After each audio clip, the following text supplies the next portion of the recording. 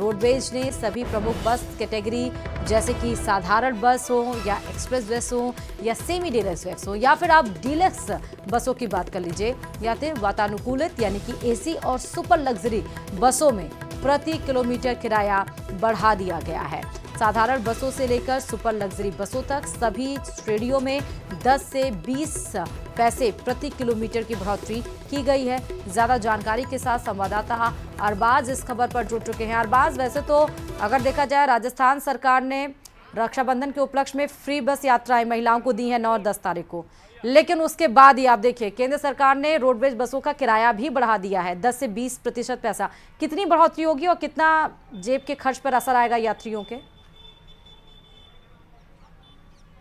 जी बिल्कुल, देखिए कि हर कैटेगरी के हिसाब से अलग अलग जो वृद्धि दर है वो की गई है। और बड़ी बात यह है कि जो सामान्य लोग हैं, जो सामान्य किराए के अंदर जाते हैं, ब्लू लाइन बसों के अंदर सफ़र करते हैं, उनकी जो किराए में भी काफ़ी इजाफा होता है। रूटीन में जो सफ़र करने वाले लोग हैं उन्हें काफ़ी फ़र्क पड़ता है, क्योंकि लग्जरी जो कैटेगरी आती है उसमें 50-100 रुपये बढ़ने से फ़र्क नहीं पड़ता। लेकिन जो लोअर कैटेगरी है, सामान्य कैटेगरी है, उसमें आम आदमी सफ़र करता है, पास बनवाता है, सस्ता सफ़र करने की कोशिश करता है, उन्हें बहुत फ़र्क पड़ता है। यहाँ पर कुछ लोग मौजूद हैं, बातचीत करने की कोशिश करते हैं। क्या नाम है भैया आपका? तेजपाल।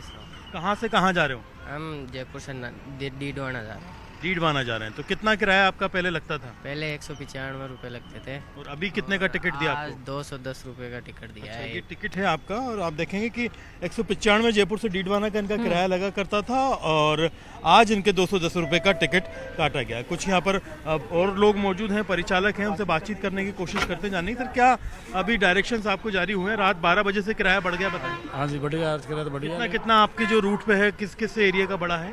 कुछ कई जगह कम बढ़ा, कई जगह थोड़ा ठीक 10-5 रुपये का फर्क है, ज़्यादा नहीं कुछ ऐसा। कई सालों बाद में किराया बढ़ा। उसके पहले इससे पहले कब बढ़ा था इतना? 10-12-15 साल हो गए तकरीबन। हाँ, अभी बढ़ा है, उसके बाद पहले तो बढ़ा ही नहीं था। हर एक तरह से यात्री के ऊपर असर पड़ेगा इसमें, जहाँ जितनी डिस्टेंस होगी, जितनी कैटेगरी। सर थोड़ा बहुत फर्क पड़ेगा।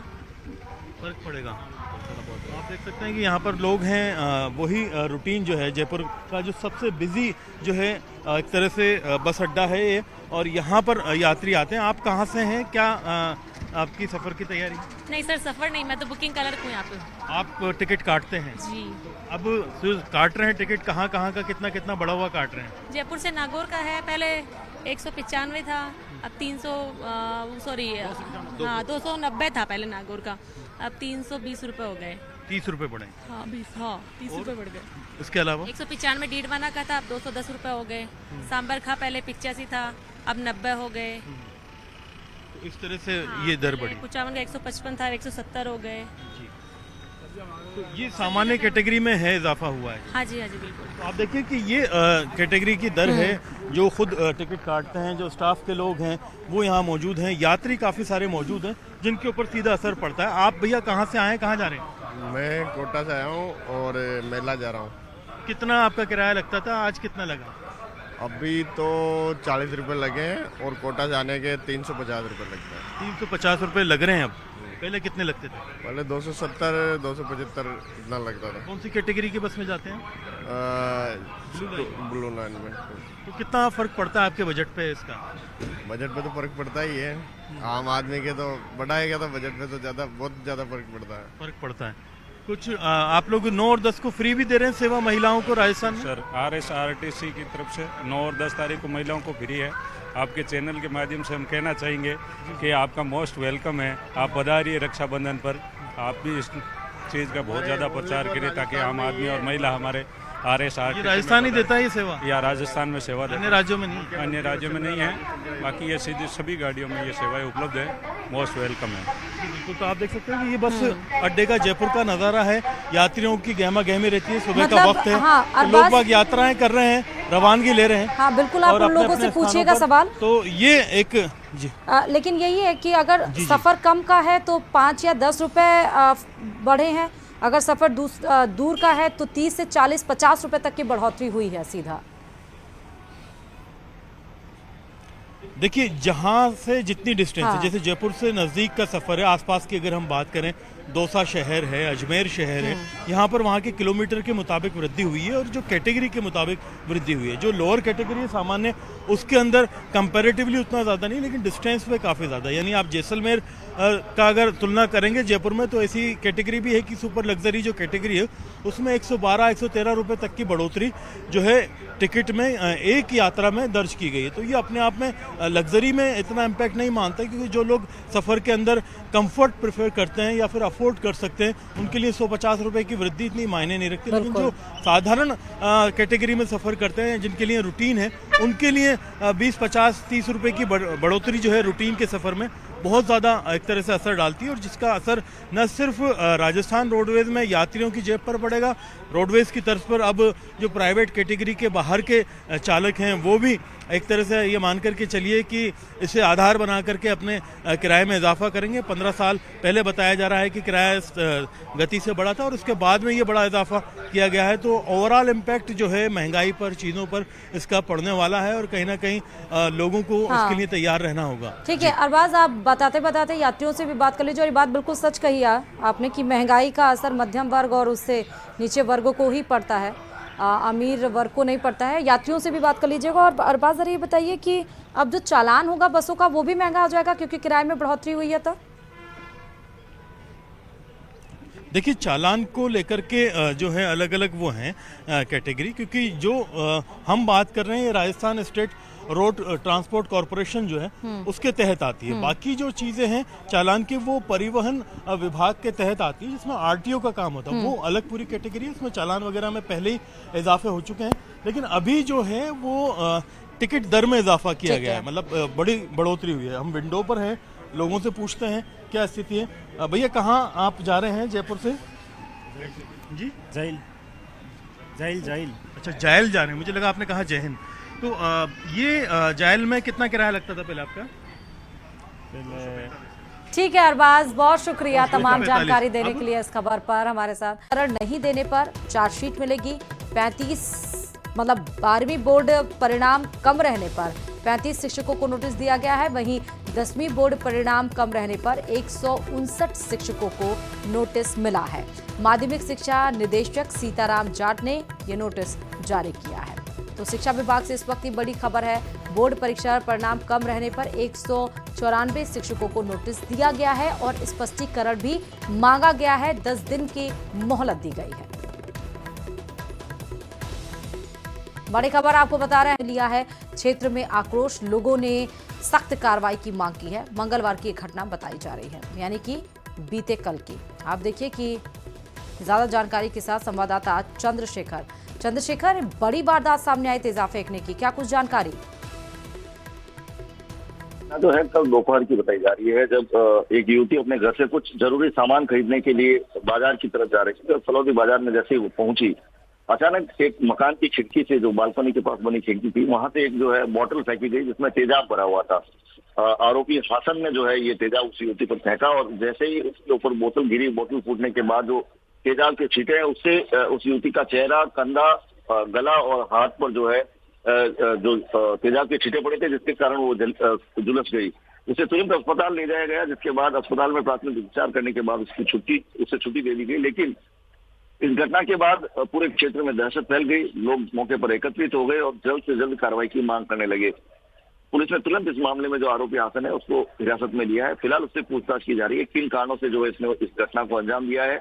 पीड़िता जो युवती है, उसके पिता ने थाने में रिपोर्ट दर्ज करके बताया है कि उस हासन के परिवार को वो जानते हैं, और लेकिन जो है आपसी अदावत ऐसी कोई नहीं है जिसके चलते ऐसी कोई घटना को अंजाम दिया जा सके। लेकिन फिलहाल अगर बात करें तो पुलिस पूछताछ कर रही है, कौन सा एंगल है, क्या रीजन रहे और क्या वो कारण है जिसके चलते युवक ने इस तरह की घटना को अंजाम दिया। ये दिल दहला देने वाली घटना जब सरे बाजार बड़ी दोपहर में जो है फलौदी में। ठीक है चंद्रशेखर, बहुत शुक्रिया।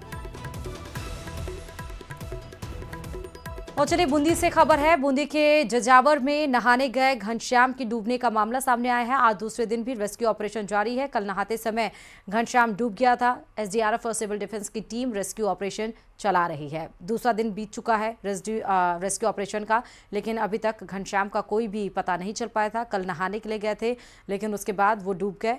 और एसडीआरएफ और सिविल डिफेंस की टीम रेस्क्यू ऑपरेशन में अभी तक जुटी हुई है। बूंदी से खबर है।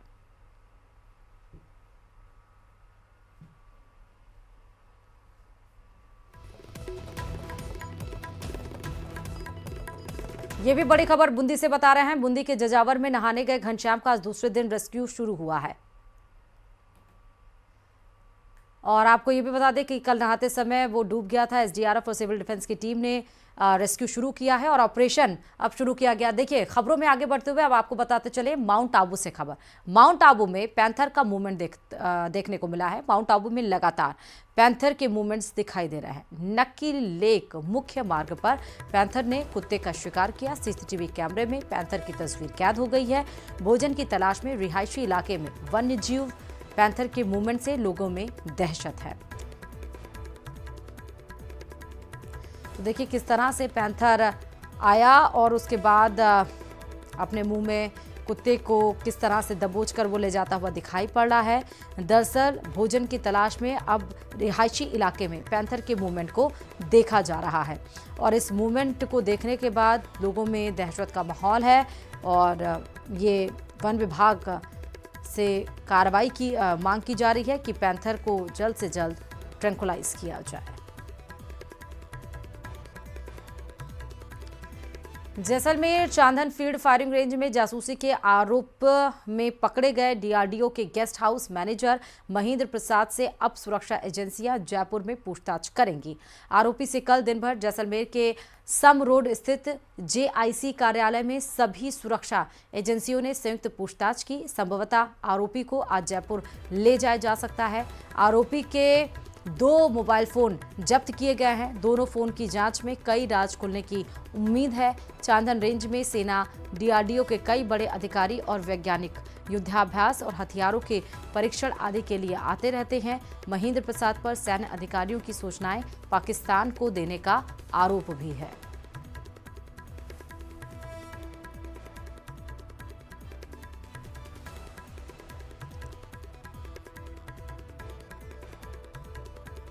तो जासूसी के आरोप में देखिए गिरफ्तार किया तो गया है चांदन, जो कि फील्ड फायरिंग रेंज में जासूसी के आरोप में पकड़े गए हैं। डीआरडीओ के गेस्ट हाउस मैनेजर हैं महेंद्र प्रसाद से अब सुरक्षा एजेंसियां जयपुर में पूछताछ करेंगी। ये महेंद्र प्रसाद आरोपी है। देख सकते हैं आप लाल शर्ट में। फोन के जरिए इसने पाकिस्तान को कई सारे अहम डॉक्यूमेंट्स शेयर किए हैं। ज़्यादा जानकारी के साथ संवाददाता सामलदान खबर पर जुड़ चुके हैं। सामलदान, महेंद्र प्रसाद और पाकिस्तान के लिए जासूसी करने के आरोप में ये पकड़ा गया है। इसके पहले कई सारे ऐसे मामले आए हैं जो पाकिस्तान के लिए जासूसी करते हुए पकड़े गए हैं, लेकिन डीआरडीओ में काम करने वाला शख्स वो भी इस तरह की हरकत कर रहा है। आज क्या कुछ इस मामले में होने वाला है सावधान?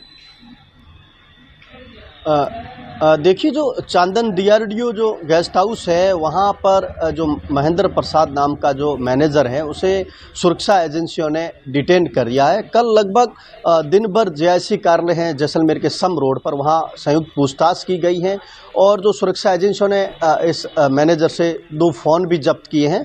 पाकिस्तान को सामरिक सूचना भेजने का इस पर आरोप है और एक जो डीआरडीओ में जो वैज्ञानिक है, तमाम जो सेना के अधिकारी रुकते हैं, उनकी जो एक पर्ची है, जो सूची भेजने का खुद ने भी स्वीकारा है, वो 2020 को भेजी है। लगातार 2018 से डीआरडीओ जो गेस्ट हाउस है चांदन में, वहाँ पर जो ये मैनेजर पद पर कार्यरत था और आज संभवतः इसे सीआईसी के लिए, संयुक्त पूछताछ के लिए जयपुर जो सुरक्षा एजेंसियां लेकर रवाना हो सकती है। और जो दोनों मोबाइल हैं वो इसकी चैट से तमाम जो जानकारी है, जो पाकिस्तान को सामरिक सूचना भेजाने तमाम जो जानकारी साझा की है, उसका खुलासा इस मोबाइल से ही हो पाएगा। लगातार इस मामले को लेकर सुरक्षा एजेंसियां अलर्ट और सतर्क है और लगातार जो मैनेजर हैं जिसे डिटेन कर रखा उससे पूछताछ जारी है।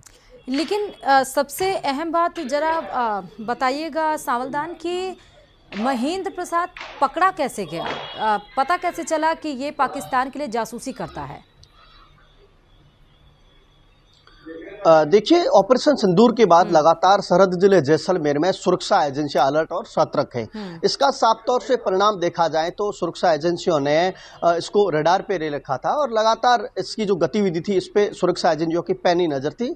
और आखिरकार जब इसे पाकिस्तान से कॉलिंग हुई या चैटिंग हुई या कुछ सामरिक सूचना भेजने की जो पुख्ता इनपुट मिलने पर इसे डिटेन कर लिया, इसे उठा लिया है। लगातार सुरक्षा एजेंसियां संयुक्त पूछताछ कर रही हैं और कल दिन भर जो विभिन्न जो जैसलमेर जिले में कार्यरत हैं सुरक्षा एजेंसियां, उन्होंने केंद्र और राज्य की सुरक्षा एजेंसियों ने पूछताछ की है।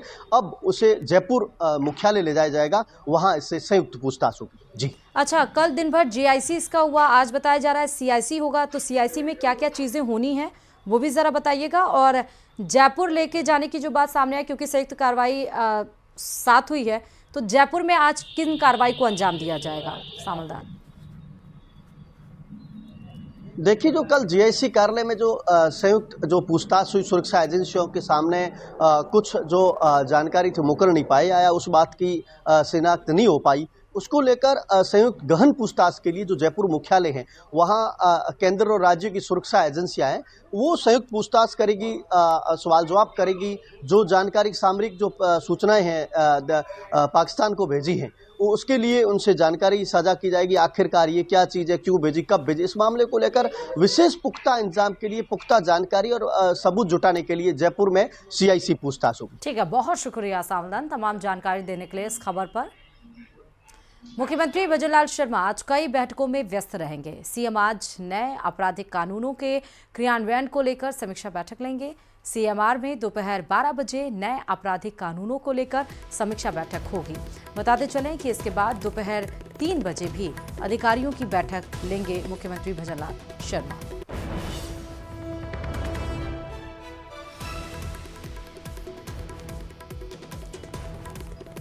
तो नए आपराधिक कानूनों को लेकर आज समीक्षा बैठक की जाएगी। दोपहर 12 बजे से समीक्षा बैठक शुरू होगी। 3 बजे निर्देशित कार्यों की प्रगति समीक्षा बैठक होगी। नए आपराधिक कानूनों में क्रियान्वयन को लेकर समीक्षा बैठक होगी। मतलब कि अभी तक चाहे नए आपराधिक कानून हो, चाहे जो निर्देश दिए गए हैं जिन कामों के, वो कहाँ तक पहुंचे, उन सब को लेकर आज दरअसल समीक्षा बैठक है जिसमें व्यस्त रहेंगे मुख्यमंत्री भजनलाल शर्मा।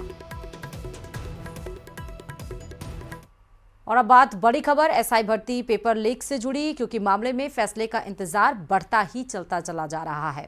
हाईकोर्ट में याचिकाओं पर सुनवाई जारी है। हाईकोर्ट की जयपुर पीठ में जस्टिस समीर जैन की सिंगल बेंच कैलाश चंद्र शर्मा और अन्य की याचिकाओं पर लगातार मामले की सुनवाई कर रहा है। अब सभी पक्षों को मामले में रिजाइंडर पेश करने के लिए वक्त दिया गया है। आज सरकार की ओर से महाधिवक्ता रिजाइंडर पेश करेंगे।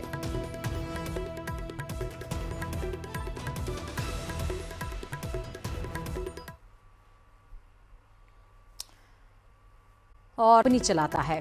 बीकानेर में मेले का संचालन कर रहा है आरोपी। होटल सागर में डिनर के बहाने ले जाकर पीड़िता के साथ दुष्कर्म किया गया, ऐसा आरोप पीड़िता के द्वारा लगाया गया है। सीओ सदर विशाल जांगीर मामले की जांच कर रहे हैं, लेकिन विदेशी महिला से रेप का आरोपी फिलहाल कार्रवाई के बाद गिरफ्तार कर लिया गया है। पुलिस ने आरोपी दीनदयाल गौड़ को गिरफ्तार किया है। बीचवाल थाने में महिला ने यानी कि पीड़िता ने मामला दर्ज कराया। उसके बाद पुलिस कार्रवाई में जुटी और फिर दीनदयाल गौड़ को गिरफ्तार किया गया। जोधपुर का रहने वाला है और इवेंट कंपनी चलाता है दीनदयाल। बीकानेर में मेले का संचालन भी आरोपी कर रहा। ज्यादा जानकारी के साथ संवाददाता विक्रम इस खबर पर जुड़ चुके। विक्रम, कारोबार तो अच्छा था, लेकिन फिर इस तरह की हरकत, क्या कुछ जानकारी खबर के बारे में?